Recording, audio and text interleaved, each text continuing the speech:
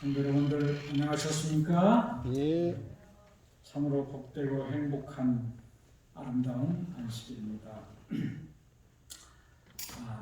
오늘 저녁에도 시대의 소망 제44장 참된 표적에 대해서 말씀을 드리겠습니다. 부제는 품성의 변화, 참된 표적입니다. 하나님의 말씀 마태복음 16장 4절을 읽겠습니다. 악하고 음란한 세대가 표적을 구하나 요나의 표적밖에는 보여줄 표적이 없느니라 하시고 저희를 떠나가시다.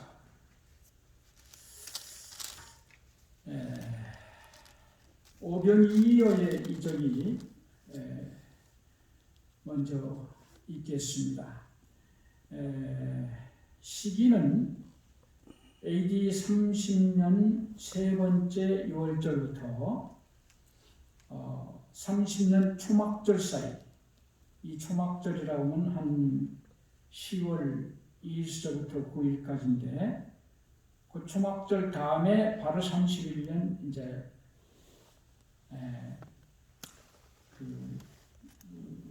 바로 이제 그 다음 2월절이 또 나오면서 그때 예수님 돌아가시는데 지금 돌아가시기 불과 몇 달 전에 지금 일어난 일입니다. 얼마 안 됐어요. 예수님께서 이 두로와 시돈 지방에서 수로보니게 여인의 딸을 고쳐주시고 바로 어디로 오셨는가 하면 데가볼리 지방으로 오셨어요.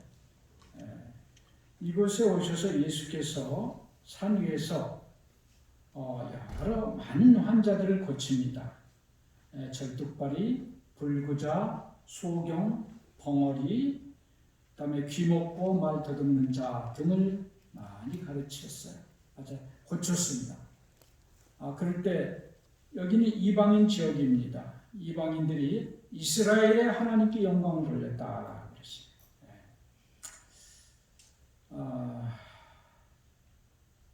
물론 가르침도 많이 가르쳤겠죠. 그런데 얼마 동안 그렇게 했는가 하면 3일 동안을 그렇게 했어요. 그래서 예수님께서 제자들에게 내가 이 무리를 불쌍히 여기노라. 3일 동안 그들이 지금 들에 머물렀다. 그런데 그들에게 그들이 먹을 것이 없다.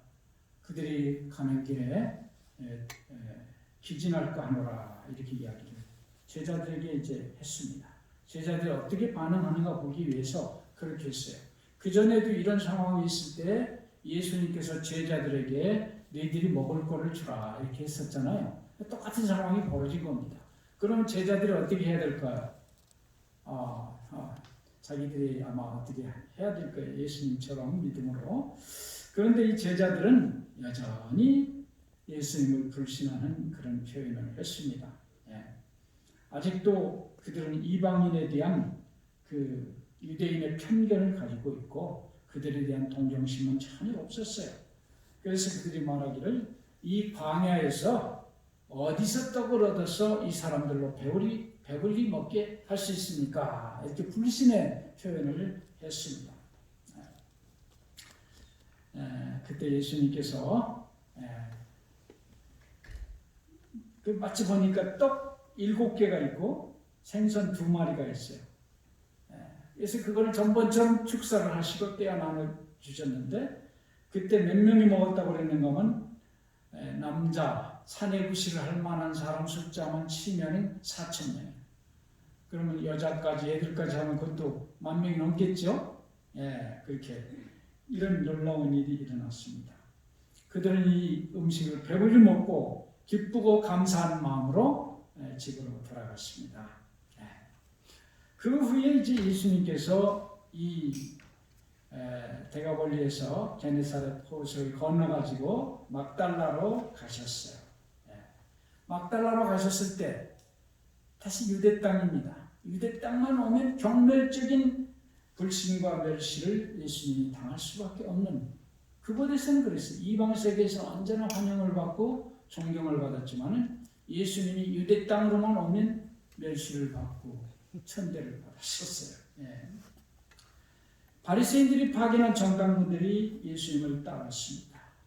그들의 이 현혹에 의해서 거기 있는 이스라엘 사람들까지 연합해서 유유상종이죠. 예수님을 불신을 했습니다. 정탐꾼들이 예수님께 제일 먼저 뭘 요구했는? 표적을 요구했어요. 표적.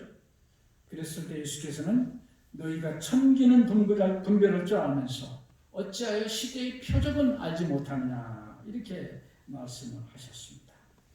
예수님께서는 이미 그들에게 표적을 보여주셨어요. 성령의 역사를 통한 예수님의 말씀 자체가 가장 큰 표적이라고 했어요. 그 다음에 목자들의 광야에서 예수님 탄생하실 때 들은 그 천사들의 노랫소리, 그것도 표적이라고 했어요. 동방 박사들이 별을 보고 찾아온 그 자체도 하나의 하나님의 이 메시아의 탄생의 하나의 강한 표적입니다. 예수님이 침례받으실 때 하늘이 열리고 성령이 비둘기처럼 내리면서 이는 내 사랑하는 아들이요 기뻐하는 자라고 하는 그 말 자체를 그거이 많은 사람이 다 들었어요. 그것도 하나의 놀라운 표적입니다. 더 이상의 표적을 믿으려고 하는 자에게는 필요가 없어요. 네. 그때 예수께서 표적을 줘봐야 소용없어요. 그래서 예수님이 마지막 표적 얘기를 해요. 뭐라고 했어요? 악하고 음란한 세대가 표적을 구하나 요나의 표적밖에는 보여줄 표적이 없느니라 하시고 저희를 떠나가시다. 예수님은 여러 가지 이적을 보여주셨지만 예수님이 말씀한 유일한 표적은 성경에서 한 가지입니다. 요나의 표적 밖에는 보여줄 표적이 없다고 그랬어요. 이 요나의 표적, 이게 무슨 표적이죠? 옛날에 요나가 물고기 뱃속에서 3일 있다가 나왔죠. 그렇죠? 예. 예. 그거는 예수님의 부활을 나타내는 표적이요. 그렇죠? 예. 이 요나의 표적과 예수님의 부활과는 공통점이 꽤 많아요. 요나나 예수님이나 다 이방인들에 의해서 죽게 됩니다. 예. 그 다음에 둘 다 3일 동안 음부에 무덤에 이제 내려가 있는 거랑 똑같아요. 3일 동안 있었어요. 그러다가 3일 후에 부활한 겁니다. 이 공통점이고 차이점이 뭔가? 3일 후에 이제 부활해서 둘 다 공통점은 전도를 한 겁니다. 요나도 전도를 했고 예수님도 40일간 전도를 했어요. 근데 차이점은 니느웨 사람들은 요나의 전도를 듣고 회개를 했어요. 그런데 이스라엘 사람들은 예수님의 전도를 듣고 회개를 하지 않았어요. 예, 그게 차이점이에요. 그래서 예수님께서 말씀하시기를 심판 때에 니느웨 사람들이 일어나 이 세대의 사람을 정죄하리니 이는 그들이 요나의 전도를 듣고 회개하였음이니와 요나보다 더 큰 이가 여기 있느니라. 예수님은 요나보다 훨씬 크신 분이에요. 창조주 하나님이시에요. 그분이 전도하는 데는 안 들었다. 요나가 할 때는 이방인도 임금도 금식하고 심지어 성경에서 금식한 짐승도 금식하는 데는 거기밖에 없어요. 거기서 짐승도 금식을 했어요. 물론 안주니까 못 먹었겠지만 짐승도 금식을 했어요. 그렇게 놀라운 이 회개가 일어났는데 예수님이 하나님의 아들이 이 부활해가지고 전도를 하는데 회개하지 않았어요. 그러니까 할 말이 없어요. 이스라엘 백성들은. 그 심판 때 누가 이스라엘을 정죄한다는 거예요? 니느웨 사람들이 일어나가지고 니들 나쁜 놈들 이렇게 한다는 거예요. 할 말이 없죠. 예. 두 번째, 그 진정한 표적은 인간의 마음에 일어나는 풍성의 변화. 이게 여러분 표적 가운데 최고의 표적이라고 하는 것입니다. 아멘. 여기 이렇게 되어 있어요. 그가 하나님에게서 왔다는 가장 큰 증거는 그의 생애가 하나님의 품성을 드러낸 것이다. 그는 하나님의 사업을 행하셨고 하나님의 말씀을 말씀하셨다. 이와 같은 생애는 모든 이적 중에서도 가장 큰 이적이다. 예수님의 그 생애가 하나님의 품성을 드러낸다. 이거는 어떤 이적 가운데서도 가장 큰 이적이라고 하는 거예요. 어느 종교의 창시자도 하지 못하는 이적입니다. 석가모니나 마호메트나 누구도 이걸 못했어요.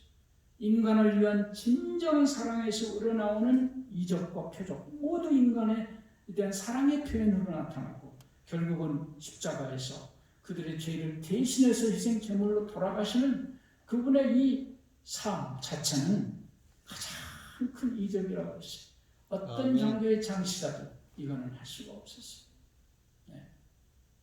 뭐 희한한 일을 하는 게 이적이 아니에요. 그 이적의 동기와 목적이 인간에 대한 진정한 사랑 때문에 하는 이런 이적. 십자가에서 우리를 위해서 죽기까지 하시는 그의 생애, 그것이야말로 가장 큰 창조주의 이적이라. 아멘입니까? 아멘. 예. 여기 이적이 이루어지는 때는 언젠가? 우리에게도 이적이 이루어집니다. 완고하고 억센 의지의 지배를 받던 자가 해방을 얻고 하나님의 거룩한 능력의 이끄심에 전심으로 복종할 때 기적이 이루어지는 것이다. 강력한 미혹을 당하였던 사람이 도덕적 진리를 깨닫게 되는 때에도 그러하다. 완고하고 억센 의지를 가진 사람이 하나님의 거룩한 능력의 이끄심에 전심으로 복종할 때 이적이 일어난다고 하는 것입니다. 그 이적이야말로 엄청난 이적이죠. 하나님의 역사의 증거는 뭐냐? 인간의 마음에 일어나는 변화, 곧 인간의 품성의 변화는 살아계신 구주께서 영혼을 구하시려고 역사하고 계심을 보여주는 기적이다. 품성이 변하는 것은 기적이다. 그리스도 안에서의 언행일치의 생애는 하나의 큰 이적이다. 하나님의 말씀을 전함에 있어서 지금 그리고 항상 나타내야 할 표적은 듣는 사람들에게 그 말씀이 개신시키는 능력이 되게 하는 성령의 임재하십니다. 이것이 곧 하나님께서 당신의 아들의 거룩한 사명에 대하여 세상에 제시하시는 증거이다. 하나님의 아들의 거룩한 사명에 대해서 세상에 제시하는 증거, 그것은 성령의 임재로 우리가 변화돼가지고 언행일치의 생애를 하는 것입니다. 예수 그리스도의 품성을 드러내는 것이 가장 큰 이적이에요. 이 사람이 쉽게 변하지를 않아요. 사람이 변한다는 거, 이기적인 사람이 했는데 이타적으로 변한다는 거, 불평불만 입에 달고 사는 사람이 감사를 하고 다른 사람을 위해서 자기를 희생하고 봉사하고 이렇게 한다는 거, 이거는 보통 일이 아닌 겁니다. 이거는 뭐 무슨 다른 이적보다 가장 큰 이적이에요. 사람은 절대로 안 변해요. 근데 그게 변한다는 거는 이거는 가장 큰 이적이에요. 예. 놀라운 사람이 놀래요. 그걸 보면 아이고 저 사람이 우리 해가 서쪽에서 뜨겠네. 조금만 해도 그렇잖아요. 어디 가면 해가 서쪽에서 뜹니까? 예, 유고슬라비아의 한 사람이 이 사람이 판사인데 감전사고를 당해가지고 죽었어요. 근데 그 나라는요 습관이 어떤 사람들 우리는 3일장을 치르는데 거기는 그 동네마다 시체 안치소가 있어요. 거기다가 일단 넣어놨어요. 넣어다가 24시간이 지난 후에 며칠 되든 24시간 일단 지난 후에 장례식을 하도록 그렇게 돼 있어요. 풍습이 그래요. 그 나라는 유고슬라비아. 근데 한 판사가 감전돼가 죽어가지고 거기다 넣어놨어요. 근데 이 판사가 밤중에 깨어났어요. 이게 쇼크만 받았던 모양이에요. 깨어나가지고 이 사람이 너무 기쁘니까 아침까지 기다리지 않고 밤중에 막 친척집에 돌아다니면서 사람을 깨웠는데 너무나 사람들이 놀라가지고 기절을 했어요. 6명이 기절을 했어요. 죽은 사람이 밤중에 나타나가지고 집집마다 문밖에 두드리니 얼마나 놀랐겠어요. 그 다음날 신문에 났어요. 죽었던 사람이 살아났다고. 온 유고슬라비아가 발칵 뒤집혔어요. 죽었다가 살아났다고. 여러분 예수님이 부활하니까 온 세계가 깜짝 놀라요. 온 세상을 놀라게 했어요. 이 사람이 죽었다 살아나는 것처럼 놀라운 이적이 없습니다. 그렇죠? 예. 예수 믿고 거듭나면 사람들이 놀랍니다. 이것이 하나님의 가장 큰 이적이기 때문에 놀라는 거예요. 그래서 나사로가 부활했을 때 부활한 나사로를 보기 위해서 그 잔치를 할 때 많은 사람이 몰려들어요. 볼만하거든요. 죽은 사람이 살아났더니 얼마나 큰 구경거리입니까? 뭐 그 사람이 특별한 쇼를 하거나 그런 거 안 해도 그냥 그 사람 있기만 해도 그 구경거리야. 구경하러 많이 왔다고 그랬어요. 이 사마리아 여인이 형편없는 여자가 예수님 만나고 새 사람이 됐어요. 그리고 막 동네방네 다니면서 나의 행한 모든 것을 나에게 말하는 사람을 와서 보라. 그는 그리스도가 아니냐. 자기 뭐 과거에 부끄러운 거 뭐 이런 거 없어요. 막 간증하고 다니니까 많은 사람들이 그를 따라서 예수를 믿었어요. 볼만하잖아요. 사람이 아주 이 사람이 이렇게 됐다고. 이 구경거리. 사람이 변하는 건 가장 큰 구경거리입니다. 로마서 6장 5절 만일 우리가 그의 죽으심을 본받아 연합한 자가 되었으면 또한 그의 부활을 본받아 연합한 자가 되리라. 우리가 거듭난다는 것은 예수님처럼 부활하는 거예요. 그 하나의 이적입니다.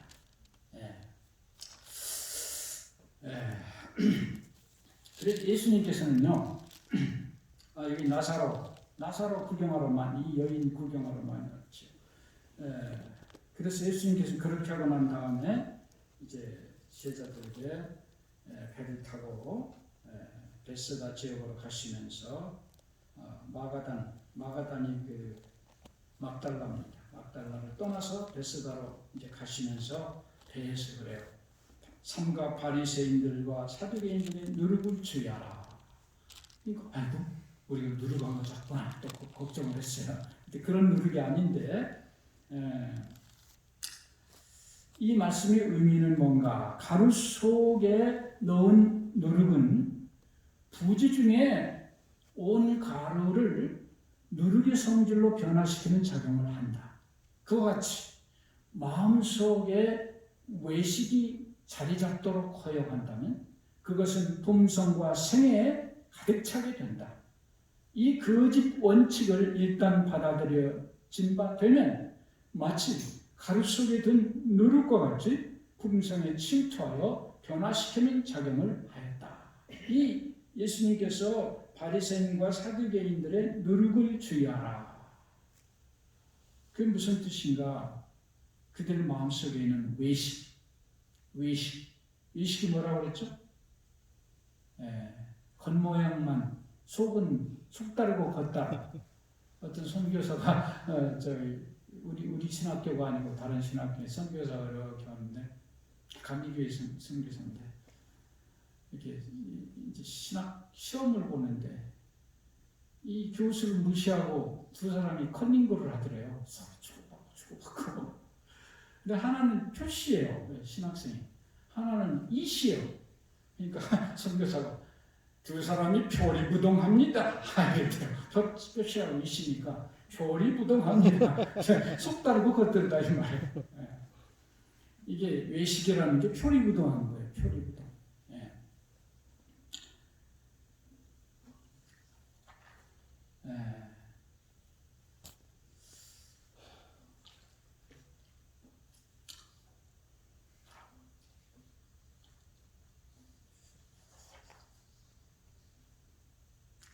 이 바리새인들의 정신은 뭐냐? 바리새인들의 외식은 이기주의에서 나온 것이었다. 자신을 영화롭게 하는 것이 그들의 생애의 목적이었다. 그들로 성경의 말씀을 왜곡하고 악용하며 그리스도의 사명의 목적에 눈을 감게 하는 것은 바로 이것이었다. 그 바리새인들이 그렇게 외식이 많은데 그 안에는 이기주의가 자신을 영화롭게 하는 그런 것이 삶의 목적이 될 만큼 그렇게 만들고 주님의 말씀을 그렇게 왜곡하게 하고 자기의 유익을 향한 그 정신, 이게 가장 나쁜 정신이다. 그래서 이 제자들에게 나타난 이 정신의 결과는 어떻게 됐느냐?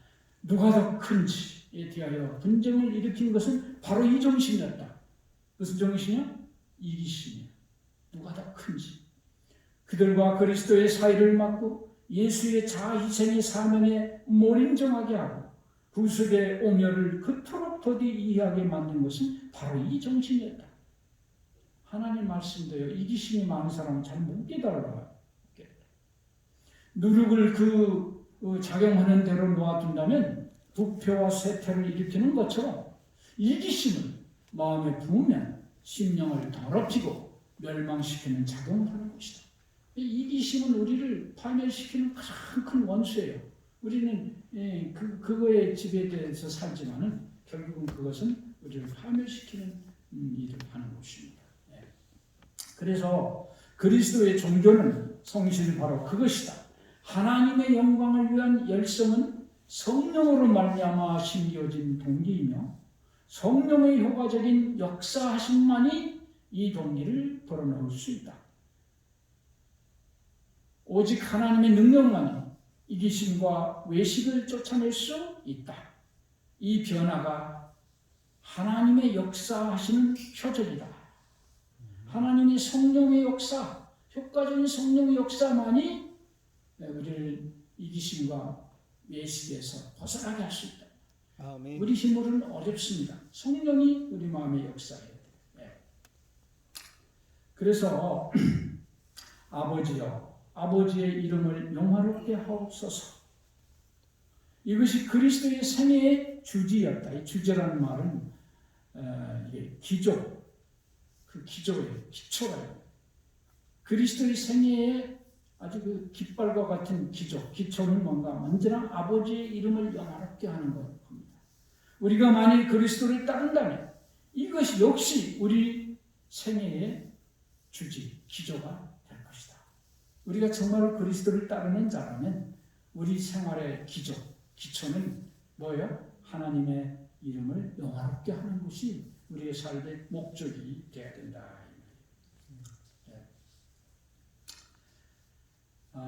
이 중국 옛날에 미국과 중국이 지금 요새 사이가 좀 안 좋죠. 근데 원래 미국과 중국은 적대국이었어요. 핑퐁 외교로 이제 중국과 미국이 최초로 가까워졌지만은 그 전까지만 해도 사이가 멀었어요. 그 문화혁명 때 중국의 스파이들을 미국에서 CIA에서 많이 잡았습니다. 미국 안에. 근데 한 스파이를 잡은 그 이야기가 있는데 이 스파이는요 이 완전히 서양 사람하고 똑같이 생겼어요. 중국 사람은 10억이나 되기 때문에 그 피들이 막 섞여 있어가지고 저쪽 미국 쪽에 있는 사람들은 서양 사람하고 똑같아요. 중국 사람인데 그런 사람을 영어를 막 얼마나 배우고 미국의 막 풍습도 배우고 제스처도 배우고 뭐 이렇게 해가지고 중국에 미국으로 스파이를 보낸 거예요. 정보를 계속 빼가지고. 근데 이제 한 그 CIA가 그 사람을 수상하게 보기 시작했어요. 그런데 이 양반은 미국인 그 직장 정부기관에서 일을 했어요. 그러니까 고급 정보를 다 빼는 거예요. 그러면서 미국인 행세를 하는데 영어가 얼마나 유창한지 본토인하고 똑같아요. 그리고 이 제스처 쓰는 것도 똑같아요. 근데 한 CIA 직원이 좀 수상하게 생각해서 계속 미행을 했어요. 근데 이제 유럽 여행을 하는 중에 한 시내 버스를 이렇게 같이 탔는데 이분이 이제 테스트를 했어요. 이 사람이 진짜 미국인인가 중국인인가. 걔 이제 휘파람을 쫙 부르면서 미국의 국가 있잖아요. 미국 국가, 애국가, 미국 국가를 쫙 불렀어요. 진짜 미국인이라면요, 반응을 해야 되는데 아무 반응이 없는 거예요. 미국인이 어디 가나 미국인은 분명히 그 표현하는 게 뭔가 하면 미식축구를 할 때 그렇게 좋아하고 미식축구에서 이제 승리하면 미국의 국가를 막 부르는데 이 두 가지를 하는 거 보면 미국인이 안다는 거예요. 외국 사람들은 그게 피에 섞여 있지 않기 때문에 진짜 그걸 왜 좋은지도 모르고 그래요. 이 사람이 이제 이 미국의 이게 국가를 휘파람을 불러도 아무 반응이 없더라는 거예요. 그래서 이 CIA가 중국 국가를 휘파람으로 탁 부를 때, 그랬더니 그 스파이가 한번 탁 쳐다보더니 나중에 발가락으로 까딱까딱까딱 하면서 이렇게 발로 장단을 맞추더래요. 중국, 아니 미국 국가를 부를 때는 혼자가지 않던 사람이 중국 국가를 휘바라고 보니까 발로 까딱까딱 하고 박자를 맞추는 거야. 그래서 체포를 했더랬대요. 보니까 진짜 중국 사람이야. 자, 이 사람이 미국의 이 사람 흉내를 내고 미국 문화를 나타내고 뭐 미국 사람처럼 해도 절대로 하지 못하는 게 있어요. 이 사람의 혈관 속에는 중국인의 피가 흐르고 있었고 중국인의 리듬이 그 피 속에 살아 있었던 겁니다. 그가 미국인이 계속될 수 없었던 가장 중요한 이유는 단순한 한 가지 이유가 있다면 이 사람은 미국에서 태어난 사실이 없다고 하는 것입니다. 그가 아무리 미국인처럼 행동하고 미국인처럼 살지만은 결국은 그가 미국인이 될 수 없었던 이유는 미국인으로 태어난 적이 없었기 때문에 그렇습니다. 예수 믿는다고 하는 사람들이 남들과 똑같이 교회를 가고 남이 가니까 뭐 교회도 가고 남이 찬송 부르니까 나도 부르고 기도하니까 나도 하지만은 진정한 거듭남의 경험이 없으면 진짜 백이 그리스도인 제자가 될 수가 없는 거예요. 아무리 비슷하게는 해도 진짜가 안 되는 거예요. 거듭나지 않으면. 이 외식하지 말라는 외식이라고 하는 것은 아까도 말씀했지만은 두 얼굴을 가진 배우라고 하는 뜻이에요. 겉으로 말하는 거하고 속으로 하는 거 틀려요. 여기 이범선이라고 하는 사람이 쓴 소설 피해자라고 하는 그 소설인데 실화의 바탕을 두고 쓴 소설이라고 합니다. 근데 거기에 이 요한이라는 사람이 이제 주인공인데 요한의 아버지는 최장로예요. 근데 이 양반은 6.25가 끝나고 고아의 아버지로서 모든 사람들에게 칭송을 받는 사람입니다. 많은 고아들을 데려다 놓고 먹여주고 재워주고 입혀줘요. 그런데 이 요한도 고아들과 똑같이 자랐기에 고아에 대해서 어떤 편견도 갖고 있지 않았습니다. 그가 어느 정도 나이가 먹어서 결혼할 때가 돼가지고 자연스럽게 고아원에 있는 이 명숙이라고 하는 아가씨를 사랑하고 그녀를 아내로 삼고자 아버지에게 가가지고 허락을 요청했어요. 그런데 그 아버지가 반대를 하는데 왜 반대를 했는가 하면 나는 고아를 며느리로 둘 수 없다. 그래서 이 아들도 실망을 했지만 이 명숙이라는 이 아가씨가요 자취를 감췄어요. 그 일이 있고 난 다음에 고아원에서 나갔어요. 그런데 나중에 20년 후에 술집 마담으로 나타나서 결국은 자살로서 그의 인생을 마감했다고 하는 슬픈 이야기입니다. 아무리 겉으로는 고아의 아버지고 온 사회가 그를 존경했지만 그의 마음속은 고아를 멸시하는 마음이 있는 거예요. 우리가 예수 믿는 사람이라고 하지만은 이 껍데기 교인이만 껍데기만 교인 행세하지만 아직 속은 아직도 거듭나지 않은 사람일 수도 있다고 하는 것이야. 어제도 매스컴을 보니까 한 분이 그걸 썼어요. 지금의 한국의 기독교는 정화 능력을 상실했다. 그게 무슨 얘기인가 보면 한국 주류의 기독교 세력들이 거의 다 정광훈 목사를 한 사상이라는 겁니다. 정치 세력인데 그거는 말로만 천국 가르쳐 하지만 목사들이 큰 대형교회 목사들일수록 거기랑 연관이 되어 있다는 거예요. 이번에 광복절 집회 다 보냈어요. 그 큰 대형교회에서 다 보냈습니다.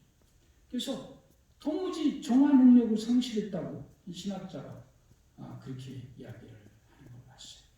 어떤 사람이 그 명절날인데 원숭이 탈을 쓰고 원숭이 흉내를 이제 애들 즐겁게 해주려고 그리고 원숭이처럼 막 나무에서 일로 가고 저로 가고 이렇게 했어요. 원숭이랑 똑같아. 근데 실수해가지고 떨어졌는데 그 우리 넘어 사자우리로 떨어졌어요. 사자우리로. 근데 저쪽에서 사자가 어스렁어스렁 자기 향해서 오는 거예요. 그러니까 이 사람이 사자가 가까이 엉겁게 사람 살려 하면서 끌리죠. 원숭이가 사람 살려. 얼마나 웃깁니까? 근데 더 웃기는 거는 그 사자가 너무 놀라지 마. 나도 사람이야. 사자도 그러는 거야. 그 보니까 다 가짜들이야. 그 보니까.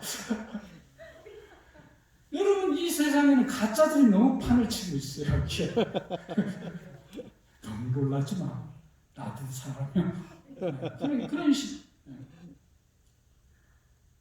정말 진실된 거듭난 그리스도인이 진짜입니다.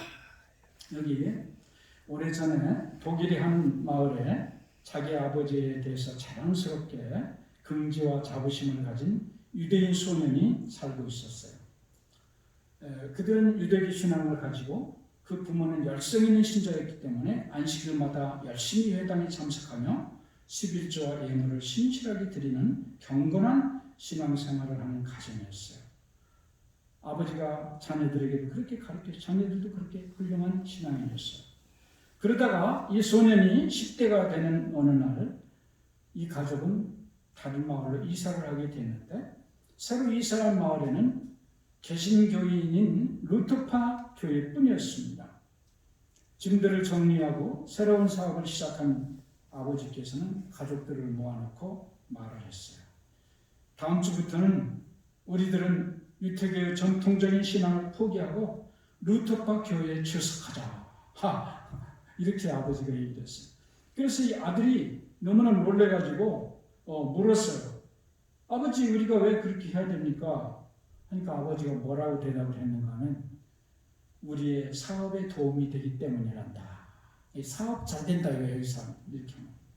이 말을 들으니 아들은 크게 당황하고 실망하게 되었고 그 실망은 점차 신앙에 대한 의심으로 변하게 되었고 결국 그 의심은 일생토록 그를 괴롭혔습니다. 그 후 그는 대학교 때 독일을 떠나서 영국으로 건너와서 날마다 영국의 대형 박물관에 앉아서 헤겔의 철학을 연구하게 되었고 1875년에는 자기의 사상을 총정리한 법철학 비판이라고 하는 한 권의 책을 저술했습니다. 그 책에는 세 가지의 핵심이 들어있는데 첫째로는 하나님의 존재를 부인했어요. 둘째로는 인간의 양심도 부정했습니다. 셋째는 종교는 아편에 불과한 것이라고 단정하고 공산주의를 제창했습니다. 이 부모의 위선적인 종교 생활이 엄청난 무서운 결과를 초래하게 됐습니다. 그가 바로 공산주의 창시자 사상을 전한 헤겔의 법철학 비판을 통해서 공산주의를 소개한 칼 막스입니다. 오늘날 이 세상에 공산주의가 나타나는 원인이 그 유대인입니다. 신실한 유대교 신봉자예요. 그러나 그 부모의 표리부동한 그 행동 하나 때문에 공산주의가 나왔다고 봐도 돼요. 얼마나 표리부동한 무서운 일인지 알 수가 없습니다. 그래서 예수님께서 또 나더러 주여 주여 하는 자마다 다 하늘에 갈 것이 아니고 오직 하늘에 계신 내 아버지의 뜻대로 행하는 자라야 들어가리라. 우리가 바리새인과 세리들의 누룩을 조심하라. 예수님의 말씀을 잘 기억하고 우리는 어떤 사람이 되어야 돼요? 진정으로 거듭난 그리스도의 품성으로 변화된 사람이 되어야 됩니다. 이 박목올 시인이 이런 시도 쓴 게 있어요. 우리의 신앙을 손이 증명하자. 신앙을 발이 증명하자. 참 신앙을 코가 증명하자. 그리고 주일이 아닌 월요일 아침에도 금요일 밤에도 증명하자. 우리 신앙이 주일날만 예수 믿는 사람이면 안 된다. 낮이고 밤이고 손이고 발이고 행동으로 삶으로 우리가 그리스도의 제자라는 것을 증명하자. 아멘. 이것이 바로 주님께서 원하시는 신앙입니다. 이게 거듭난 신앙입니다. 이러한 삶을 삶으로 주께 영광 돌리는 여러분과 제가 되기를 바라면서 말씀을 마치겠습니다. 아멘. 기도하겠습니다. 하늘에 계신 우리 아버지, 오늘 아버지의 은혜를 생각할 때 감사합니다.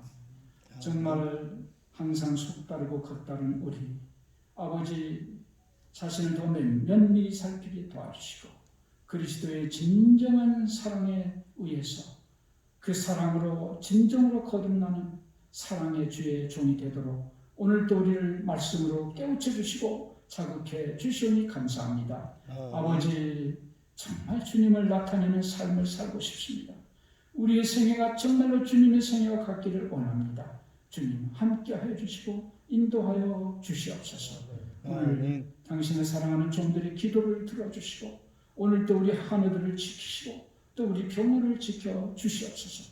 귀하고 복된 안식일 우리의 마음 가운데 진정한 안식의 평강이 임재하여 주시옵소서. 예수님 이름으로 간절히 기도합니다. 아멘.